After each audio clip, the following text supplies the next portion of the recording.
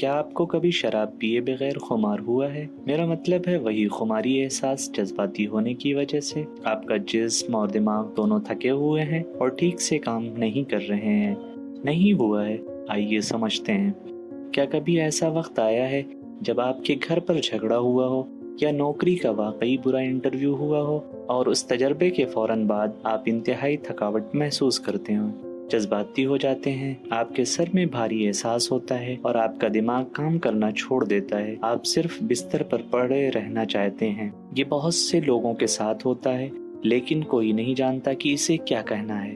اس حالت کو جذباتی خمار کہا جاتا ہے اور یہ شراب پینے کے بعد خمار کی طرح محسوس ہوتا ہے۔ تو خمار کیوں ہوتا ہے؟ ایک جذباتی خمار اس وقت ہوتا ہے جب آپ خود کو ایسی صورتحال میں پاتے ہیں جو آپ کے جذبات یا احساسات کو متحرک کرتی ہے، جیسے خاندان یا قریبی شخص کے ساتھ جھگڑا ہونا، کام کا تناؤ، زندگی میں بڑی تبدیلیاں جیسے شادی کرنا، نوکریاں بدلنا، ایک شہر سے دوسرے شہر جانا یا کسی عزیز کی موت۔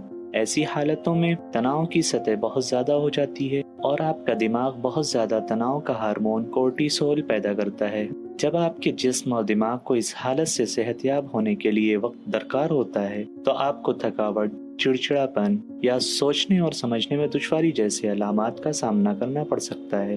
یہ آپ کے جسم کے لیے صحت یاب ہونے اور صحیح طریقے سے کام کرنے کے لیے وقت مانگنے کا ایک عام طریقہ ہے۔ اگر آپ کو جذباتی خمار ہو تو آپ کو کیا کرنا چاہیے، یہ جاننے کے لیے ہماری اگلی ویڈیو دیکھتے رہیں۔ اس دوران ہمارے چینل میڈویکی کو لائک، شیئر اور سبسکرائب کرنا نہ بھولیں۔